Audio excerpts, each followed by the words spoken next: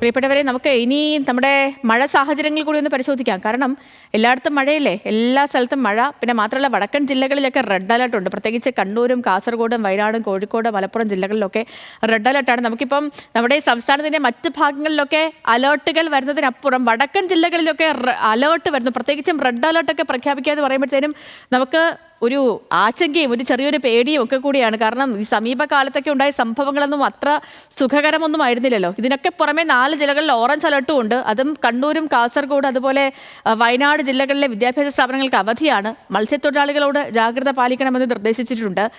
കൊച്ചിയിൽ നിന്ന് സഹിൻ ആന്റണിയാണ് ഇതുമായി ബന്ധപ്പെട്ടുള്ള വിവരങ്ങളുമായി നമുക്കിപ്പോൾ ഉള്ളത്. സഹിനെ, ഗുഡ് മോർണിംഗ്.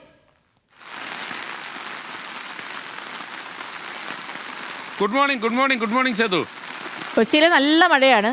മറ്റിടത്തെ മഴ സാഹചര്യമൊക്കെ എങ്ങനെയാണ് സഹിനെ? മാത്രമല്ല, അലേർട്ടുകളുണ്ട്, മത്സ്യത്തൊഴിലാളികൾക്ക് പ്രത്യേക ജാഗ്രതാ നിർദ്ദേശമുണ്ട്, കടലാക്രമണ സാധ്യതയുണ്ട്, ഈ കേന്ദ്ര ജല കമ്മീഷന്റെ പ്രളയ മുന്നറിയിപ്പ് നിലനിൽക്കുന്നുണ്ട്. നദികളിൽ ജലനിരപ്പൊക്കെ അപകടകരമായ നിലയിൽ ഉയർന്ന ഒരു സ്ഥിതിക്ക് എങ്ങനെയാണ് പൊതുവിലെ ഒരു മഴ സാഹചര്യം?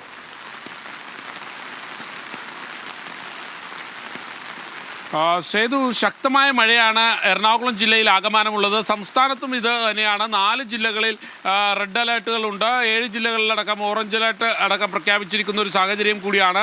മാത്രമല്ല, നേരത്തെ സേതു സൂചിപ്പിച്ചതുപോലെ തന്നെ ഒരു ശക്തമായ മഴ സംസ്ഥാനത്ത് ആകമാനം നിലനിൽക്കുന്നു എന്നുള്ളതാണ്. നദികളിലൊക്കെ വെള്ളം കരകവിഞ്ഞൊഴുകുന്ന ഒരു സാഹചര്യം കൂടിയുണ്ട്. പ്രത്യേകിച്ചും നമ്മൾക്കറിയാവുന്നതുപോലെ തന്നെ പെരിയാറിൻ്റെ തീരങ്ങളിലൊക്കെ അതുതന്നെയാണ് സംഭവിച്ചുകൊണ്ടിരിക്കുന്നത്.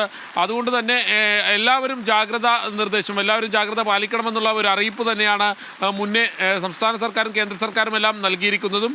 ഒപ്പം തന്നെ നേരത്തെ സേതു സൂചിപ്പിച്ചതുപോലെ ശക്തമായ മഴ അങ്ങിങ്ങായി പലയിടങ്ങളിൽ പെയ്യുന്നുണ്ട്. പക്ഷേ ഇതുവരെ മഴക്കെടുതി ഒന്നുമില്ല എന്നുള്ളൊരു ആശ്വാസകരമായ ഒരു കാര്യം കൂടിയുണ്ട്.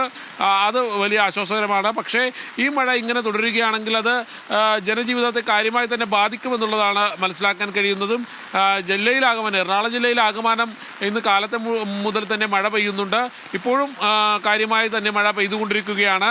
ഇത് തന്നെയാണ് സംസ്ഥാനത്ത് അങ്ങിങ്ങ് തുടരുന്നത് സേതു. ഓക്കെ സൈൻ, ശരി.